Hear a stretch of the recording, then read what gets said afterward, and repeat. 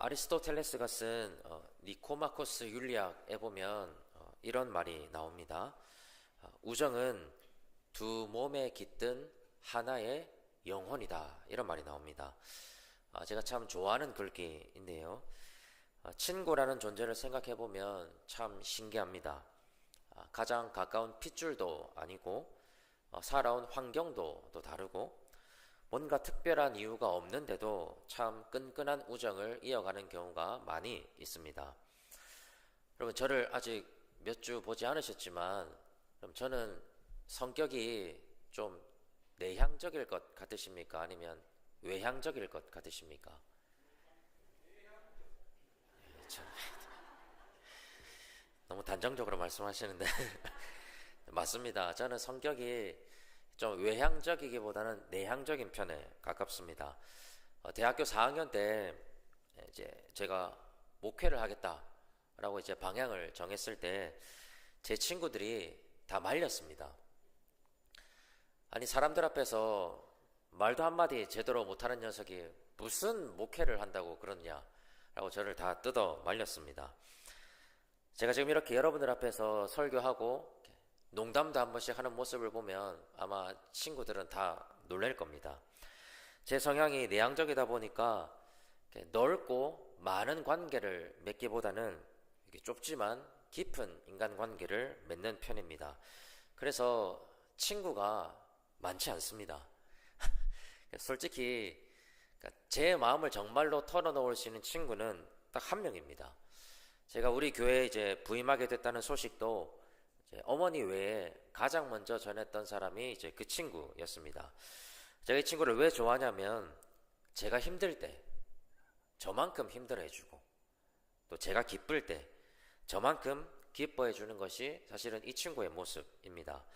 제가 우리 교회에 부임하게 됐다는 소식을 알렸을 때도 너무 잘 됐다고, 그동안 이제 서울과 부산에 있어서 거리가 멀었는데 이제는 가까이에 있을 수 있어서 너무 좋다고 그렇게 저처럼 저만큼이나 기뻐해줬던 기억이 납니다. 저도 마찬가지입니다. 작년에 이 친구의 아버지가 돌아가셨다는 연락을 받고 고민 없이 서울에서 부산으로 차를 끌고 내려갔습니다. 저는 다음날 또 새벽 기도회가 있으니까요. 장례식장에는 사실은 1시간도 채 머물지 못했는데 오고 가는 시간은 사실은 12시간이 넘었습니다. 시간만 보면 참 비효율적입니다. 그런데 제가 장례식장에 도착하자마자 이 친구가 제 얼굴을 보더니 그제서야 참아오던 눈물을 흘리는 걸 봤습니다. 그 순간에 정말 잘 내려왔다는 생각을 했던 기억이 납니다. 아마 그 순간이 아리스토텔레스가 말했던 두 몸에 깃든 하나의 영혼이라는 말이 가장 잘 어울렸던 순간이 아니었나 싶습니다. 자, 그런데 이렇게 친구로서 바람직하고 좋은 관계가 있는가 하면 친구뿐만 아니라 어떤 관계든 나와 가까운 그 관계가 나에게 어마어마한 해악을 끼칠 때도 있습니다. 그래서 우리는 누구와 친구가 되느냐, 누구와 어떤 관계를 맺고 어떤 영향을 받으면서 살아가느냐 하는 것이 우리 인생에 있어서 중요한 문제가 될 수밖에 없습니다. 신앙도 마찬가지입니다. 오늘 말씀에도 보면 교회와 교회에 속해 있는 성도들은 누구와 깊은 관계를 맺으면서 살아가야 할지 선택해야 합니다. 어떤 사람은 세상과 벗하면서 세상으로부터 좋지 않은 영향을 받을 수도 있고, 또 어떤 사람은 하나님과 벗하면서 하나님으로부터 좋은 영향을 받을 수도 있습니다. 우리가 예수님을 믿고 구원을 받았다라고 해서 무조건 하나님과 가까워지는 것은 아닙니다. 또한 무조건 세상과 멀어지는 것도 아니죠. 때로는 우리의 몸과 발이 오늘처럼 교회 안에 머물러 있을지 모르지만 우리의 마음은, 우리의 생각은, 우리의 가치관은 여전히 세상과 더 가까울 수도 있습니다. 이것을 조금 어려운 말로 해보면 이제 무의식의 표상이라고 할 수가 있는데요. 우리가 믿음을 고백하고 교회를 다니고 예배를 드리고 봉사를 하면서 의식적으로는 내가 신앙의 세계 안에 머물러 있다라고 느끼지만 정작 중요한 순간에 자기도 모르는 사이에 우리의 무의식에 내재되어 있는 세상과의 연결고리, 세상적인 사고방식, 세상의 풍조가 우리의 말과 행동과 삶 속에서 다 표출되기 마련입니다. 그래서 예수님께서도 나더러 주여 주여 하는 자마다 다 천국에 들어가는 것이 아니다라고 말씀하시는 겁니다. 자, 그런 의미에서 우리가 정말로 하나님과 벗하면서 살아가고 있느냐, 아니면 여전히 세상과 벗하면서 살아가고 있느냐라고 하는 것은 결코 가벼운 질문이 될 수 없습니다. 겉으로 드러나고 있는 나의 모습이 아니라 나의 내면 깊은 곳을 들여다봐야 하는 아주 진중한 신앙의 점검이 필요합니다. 달리 말하면 하나님이 주신 이 귀한 믿음이, 예수님의 그 십자가가, 성령의 역사하심이 내 피부에 그저 표피층에만 머물러 있는 것이 아니라 정말로 나의 심장까지 파고 들어가 있는가? 그래서 내 안에 정말로 예수님이 살아계시고 하나님의 말씀이 정말로 살아 역동하고 있는가를 질문해 보아야 합니다. 오늘 말씀에서 야고보 사도가 편지를 받고 있는 사람들에게 던지는 질문도 같은 선상에 있습니다. 하나님의 백성이 되었다라고 하는 표징을 갖고 있는 성도들이 진실로 세상이 아니라 하나님 안에 머물고 있는가? 혹여나 하나님 대신 여전히 세상과 벗하면서 살아가고 있는가? 이 질문을 던지고 있습니다. 그래서 오늘 이 시간에는 성도들이 세상과 벗하면서 살아간다라고 하는 것이 도대체 어떤 의미인지, 더 나아가서 세상 대신 하나님과 벗하면서 살아가려면 우리에게 필요한 것은 무엇인지 우리 같이 한번 살펴보면서 은혜를 나누려고 합니다. 우리 먼저 4절을 한번 보십시오. 우리 4절 말씀 같이 한번 읽어보겠습니다. 4절입니다. 시작.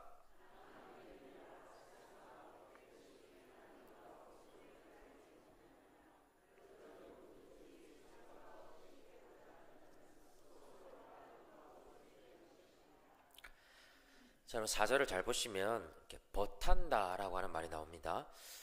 오늘날 우리가 살아가고 있는 이 시대에 친구가 된다라고 하는 말은 굉장히 개인적인 영역에 속해 있습니다.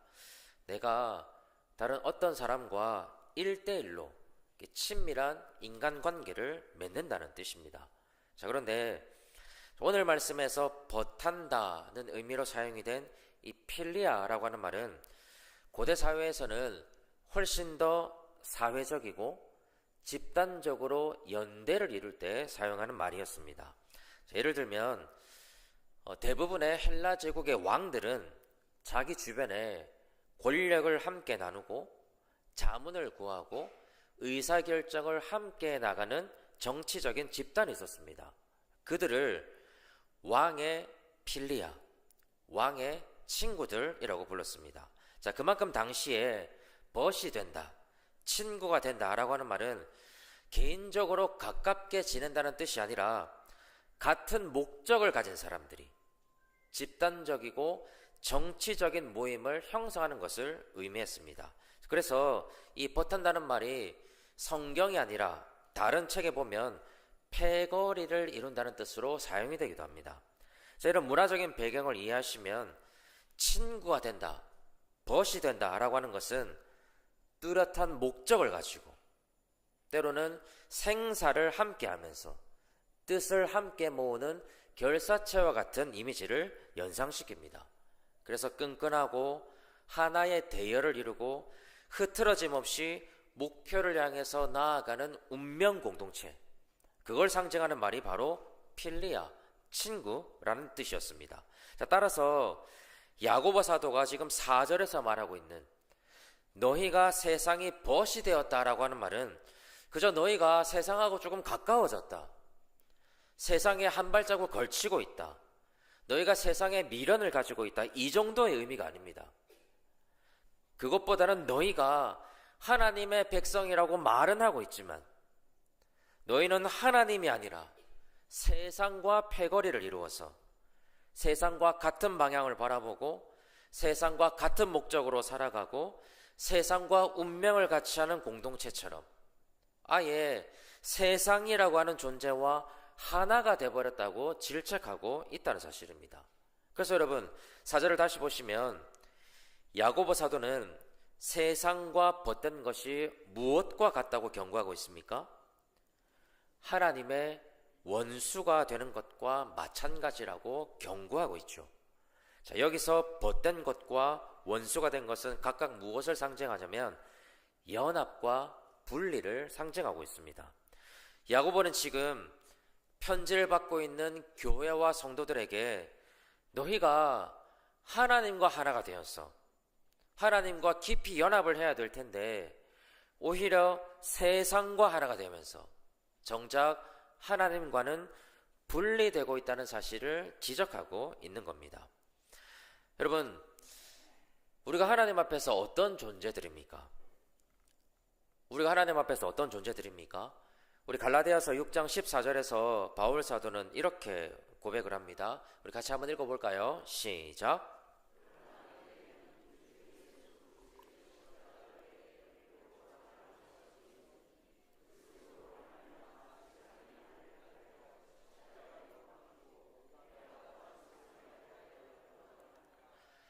그럼 무슨 말입니까?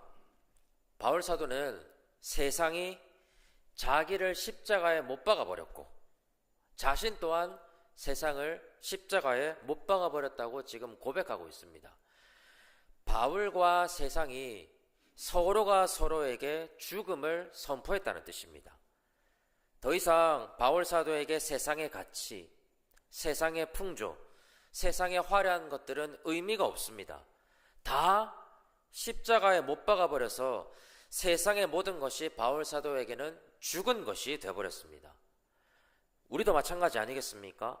저와 여러분은 예수님의 십자가 죽음에 연합해서 우리의 죄와 죄로 얼룩진 이 세상을 십자가에 못 박아버린 사람들입니다. 그래서 세상의 그 어떤 것도 우리를 주장할 수 없고 오직 예수님만이 우리의 유일한 주인이 되어주십니다. 그것이 우리의 신앙 고백이고 그저 우리가 머리로 따져드는 교리가 아니라 우리가 실제로 살아가야 할 삶의 모습이기도 합니다. 근데 여러분, 정말로 솔직하게 우리의 마음속 깊은 곳에서 세상은 우리에게 어떤 곳입니까?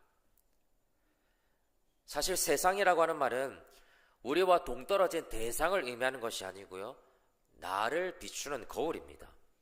그래서 세상은 곧 우리 자신을 의미하기도 하죠. 그래서 바울 사도의 고백이 더더욱 중요합니다. 세상은 나에게 죽은 것인가?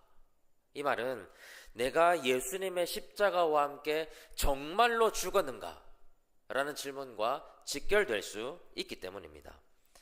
그런데 만약에 우리 자신이 여전히 세상이 좋다고 하는 것 나도 좋다고 하고 세상이 따라가고 있는 것 나도 따라가고 세상이 맞다고 하는 것 나도 맞다고 하면서 세상에 속한 사람이나 우리나 별반 다를 게 없이 말하고 행동하고 살아가고 있다면 여러분, 우리는 정말로 세상을 십자가에 못 박은 사람이라고 이야기할 수 있겠습니까? 여러분, 예수님을 믿는다라고 하는 것은 예수님이라는 존재를 내 머리로 믿는다는 뜻이 아닙니다. 다른 종교의 교리가 아니라 기독교 교리를 내가 받아들인다는 뜻이 아닙니다. 예수님을 믿는다라고 하는 것은 그분의 존재를 긍정하는 것에서 그치는 것이 아니라 그분의 성품과 그분의 말씀과 그분이 살아갔던 삶의 궤적을 나 또한 따라 걷겠다는 결단이어야 됩니다. 그래서 예수님의 죽음이 나 대신해서 죽어주셨다는 것에서 멈추는 게 아니라 그분의 죽음이 나의 죽음이 되어야 비로소 내가 예수님을 믿는다라고 고백할 수 있게 된다는 점입니다. 8절의 마지막 부분 한번 보십시오. 야고보 사도는 두 마음을 품은 자들아 라고 강하게 질책하고 있습니다. 여전히 하나님과 세상 사이에서 갈팡질팡하고 여전히 세상의 가치관을 벗어던지지 못해서 하나님이 아니라 세상과 동질감을 가지고 세상의 이치에 충실하게 살아간다면 우리는 하나님 앞에서 두 마음을 품은 사람이 될 수밖에 없습니다. 뿐만 아니라 4절의 첫머리도 한번 보십시오. 성도들을 향해서 간음한 여인들아 라고 말씀하고 계십니다. 성경은 계속해서 예수님과 성도들의 관계, 예수님과 교회의 관계를 결혼에 비유하십니다. 결혼은 하나됨, 연합의 의미를 가장 강하게 드러낼 수 있는 표현입니다. 야고보 사도는 예수님과 결혼을 해서 이제는 예수님께 모든 것을 헌신하고 예수님을 나의 전부로 여기하는 우리가 세상과 버타면서 살아갈 때 그것이 곧 영적인 간음이 될 수밖에 없다라고 경고하고 계신다는 사실입니다. 그렇다면 구체적으로 여러분 무엇이 세상과 벗된 것이라고 할 수 있을까요? 예를 한번 들어보겠습니다. 목사인 제가 돈을 좋아할까요? 좋아하지 않을까요? 너무 쉽게 좋아한다고 말씀하시는데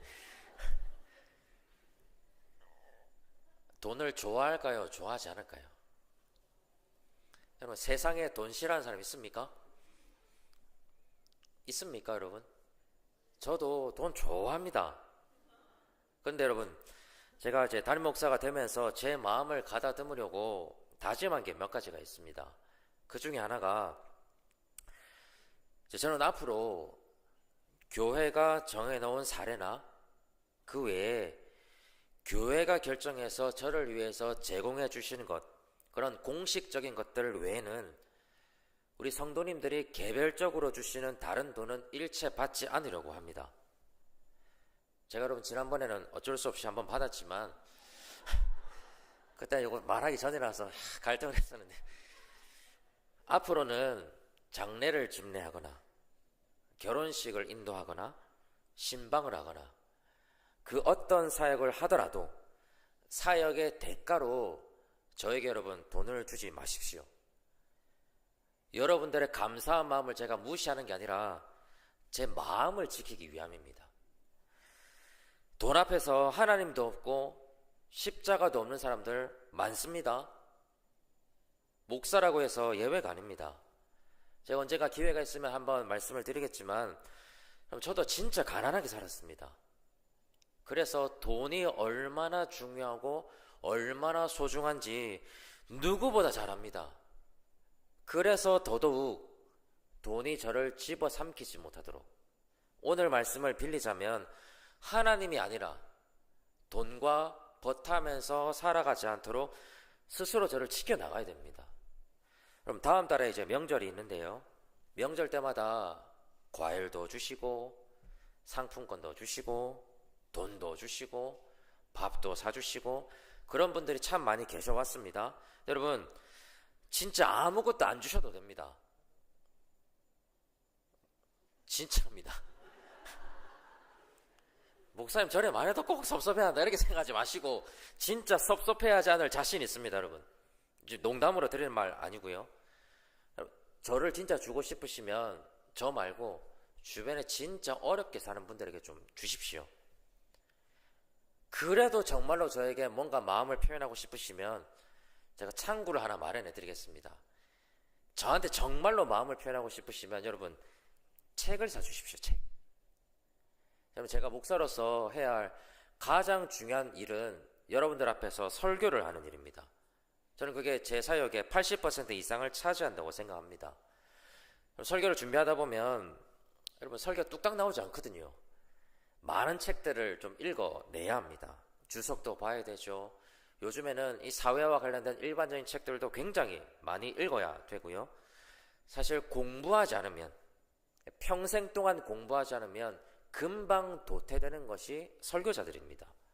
그래서 저에게 필요한 책들을 사주시면 그건 제 감사히 받겠습니다. 열심히 읽고 소화해서 더 양질의 설교로 돌려드릴 수 있습니다. 그런데 돈은 또 돈으로 포장되어 있는 것은 하나님 앞에서 두 마음을 품도록 만드는 유혹의 씨앗이 될 수 있습니다. 그래서 그것과 벗하지 않겠다고 제 나름대로 다짐해 보는 겁니다. 저뿐만이겠습니까? 오늘 이 시간 우리의 마음속 깊은 욕망, 누구도 알지 못하는 나의 민낯을 우리는 마주해 봐야 됩니다. 내가 정말로 벗하면서 살아가고 있는 것은 무엇인가? 내가 멈춰야 할 영적인 간음은 무엇이고 내가 극복해야 할 두 마음은 무엇인지. 그래서 혹여나 겉모습은 꽤 괜찮은 신앙인의 모습을 취하고 있지만 하나님 보시기에 하나님과의 원수된 모습으로 살아가고 있지는 않은지 우리 자신을 진실하게 돌아보아야 한다는 사실입니다. 여러분, 우리에게 세상은 벗하면서 살아갈 것이 아니라 이기고 극복해야 할 것입니다. 요한복음 16장에서 예수님께서는 내가 세상을 이기었노라 라고 선포하고 계십니다. 그래서 너희가 세상에서 환난을 당하더라도 담대하라 라고 다독여 주시죠. 믿음을 지키며 살아가는 것이 현실적으로 녹록지 않을 수 있지만 우리가 세상을 이기신 예수님을 붙잡고 살아갈 때 우리도 세상을 이길 수 있을 뿐만 아니라 세상이 줄 수 없는 평안을 우리에게 주겠다라고 예수님이 약속하고 계십니다. 저는 이 자리에 계시는 모든 분들이 세상과의 관계를 재설정하시면 좋겠습니다. 세상과 맞잡은 손을 뿌리쳐야 됩니다. 이제는 세상과 갈라서야 합니다. 세상은 우리가 벗하면서 살아가야 할 곳이 아니라 우리가 이겨야 할 곳이고 내가 속해 있는 곳이 아니라 잠시 지나갈 땅에 불과합니다. 물론 현실적으로 우리에게 너무나도 크게 느껴지는 것이 세상이기도 하죠. 그래서 세상이 우리에게 더 두렵게 느껴질 때도 분명히 존재합니다. 하지만 우리의 신랑이 되시는 예수님의 손만을 붙잡고 흔들리지 않는 마음으로 하나님과 벗이 되어서 세상 가운데서 살아가는 것이 우리에게 주어진 또 하나의 사명이 된다는 사실입니다.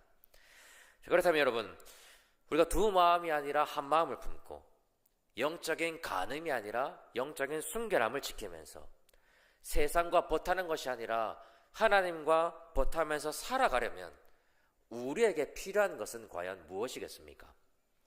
6절 이하를 한번 보십시오.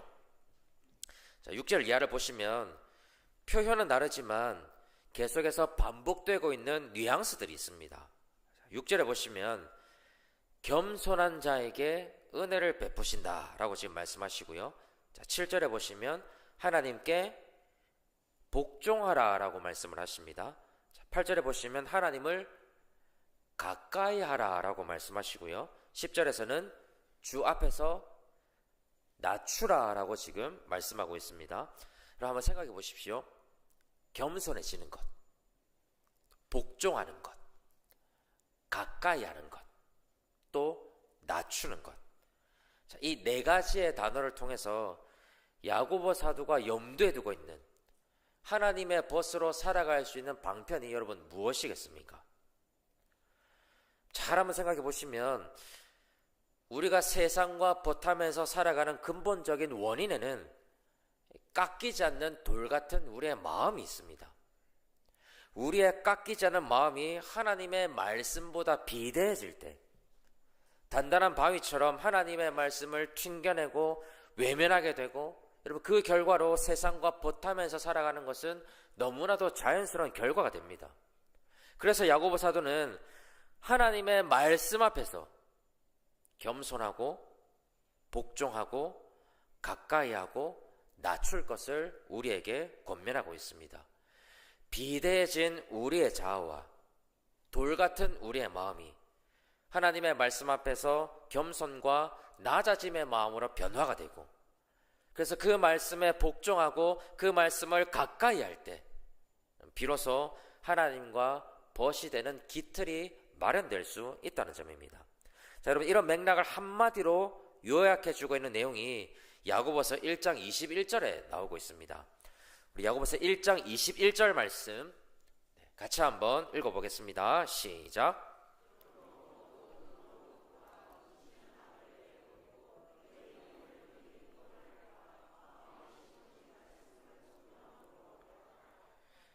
자, 여러분, 우리 안에는 이미 무엇이 있습니까? 하나님의 말씀이 어떻게 되어 있습니까? 심어져 있습니다. 우리 눈에 보이지 않지만 성령 하나님께서 친히 역사해 주셔서 하나님의 말씀을 우리 안에 이미 심어 두셨습니다. 우리가 지금 이렇게 예배를 드리고 있는 것도 우리 안에 심어진 하나님의 말씀이 역사한 결과물입니다. 자, 지금 이 시간도 우리가 엄밀하게 말하면 하나님께서 우리의 마음 안에 하나님의 말씀을 다시 한번 심어 놓는 시간이죠. 우리가 분주하게 살아가면서 자꾸 잊어버리는 말씀들, 세상의 무게 때문에 계속해서 타협하게 되는 말씀들, 때로는 너무 익숙해서 전혀 감동이 되지 않는 말씀들, 내가 안다고 생각하지만 내 안에서 살아 역동하지 못하는 모든 말씀들을 하나님은 오늘 이 시간을 통해서 우리에게 심어주십니다. 이렇게 하나님께서 우리에게 말씀을 심어주실 때에 그 심어주신 말씀에 우리가 어떻게 반응하느냐가 우리 신앙의 핵심을 차지합니다. 우리의 반응은 두 가지밖에 없죠. 이 존귀한 말씀을 비대하고 굳어진 마음으로 판단하고 평가하고 선별적으로 받아들이느냐, 아니면 겸손하고 낮아진 마음으로 온유하게 받아들일 것이냐, 이 두 가지 말고는 존재하지 않습니다. 근데 우리는 너무나도 연약한 인간이라서 우리 귀에 좋게 들리는 말씀이 있는 반면에 우리의 귀를 거슬리게 하는 말씀도 분명히 존재하죠. 우리를 사랑하신다, 하나님께서 기도에 응답하신다, 하나님께서 복을 주신다, 이런 말씀들을 싫어하는 사람이 누가 있습니까? 대신에 오늘 같은 설교가 전형적으로 여러분 듣기 싫은 설교죠. 세상과 벗하면서 살아가지 마라. 세상과 벗하는 것이 두 마음을 품는 것이고 영적인 간음이 되고 하나님과 원수되는 것이다. 얼마나 듣기 불편한 말씀입니까? 여러분, 제가 설교자로서 늘 갈등되는 지점이 바로 여기에 있습니다. 제가 그래도 설교를 한 15년 넘게 하다 보니까요, 청중들이 무슨 말을 좋아하는지, 무슨 말을 듣고 싶어 하는지, 무슨 말에 아멘을 하는지 잘 모르겠습니까? 15년이나 해왔는데 모를까요? 저도 설교를 하면서 청중들이 아멘 하는 소리를 듣고 싶지 가만히 인상 찡그려 앉아가지고 이렇게 쳐다보러 보고 싶을까요? 저도 여러분 마음만 먹으면 제 설교의 한 문장이 끝날 때마다 여러분 아멘 소리 터져 나오게 만들 수 있습니다. 잘못 올라가고 있는데 제가 교묘하게 하나님의 말씀하고 우리 안에 내재되어 있는 욕망을 잘 섞어두면 여러분 저 웬만한 부흥 강사 못지않게 여러분 저도 할 수 있습니다. 저 자신 있습니다. 근데 여러분 제가 여러분의 마음을 얻으려고 설교하는 건 아니지 않습니까? 가감이 없이 하나님의 뜻을 전달해야 되는 설교자가 청중의 니즈를 맞추기 시작하면 그때부터 강단의 타락이 일어납니다. 그래서 듣기 불편할 걸 알지만 그게 하나님이 담아두신 메시지라면 듣기 불편한 그대로 설교를 할 뿐입니다. 그게 설교자로서 제가 감당해야 할 몫이죠. 여러분들도 마찬가지입니다. 여러분 성경을 자세히 읽어보십시오. 성경의 80% 이상을 차지하고 있는 듣기에 불편한 말씀을 굳어진 마음으로 거부할지 아니면 온유한 마음으로 온전히 받아들일지는 여러분의 마음에 달려 있습니다. 그럼 솔직히 여러분 우리 젊은 세대들 세상의 유행에 따라가지 못하면 안 될 것 같다는 두려움이 있지 않으십니까? 유행하는 것들, 성공이라고 포장되어 있는 것들, 유튜브와 SNS에서 막 돌아다니는 것들 두쫀크 아십니까? 아세요? 두바이 쫀득 쿠키라고 아십니까? 그거 못 먹으면 죽습니까? 다 하고 싶어 하는 거거든요.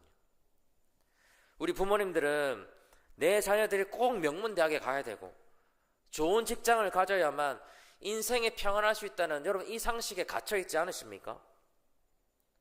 세상의 상식이 우리의 신앙으로도 고스란히 파고들어서 하나님을 믿는다라고 하지만 하나님을 내 욕망을 성취시키는 도구로 전락시키고 있지는 않은지 우리는 우리 자신을 돌아보아야 됩니다. 우리가 주어진 말씀이 불편하더라도 버겁게 느껴지더라도 온유함으로 감사함으로 생명의 말씀으로 여기면서 온전히 받을 때 그제서야 우리의 나누어진 마음이 성결케 되고 세상과는 멀어지지만 하나님과는 가까워지는 귀한 복을 누릴 수 있습니다. 다시 말하면 세상과의 벗된 관계, 하나님과의 원수된 관계를 끊고 하나님과 친구가 되어서 살아가기 위해서는 우리 안에 심어 넣으신 이 생명의 말씀을 낮아진 마음으로 또한 온유한 마음으로 온전히 인정하고 받아들이는 데 있다는 사실입니다.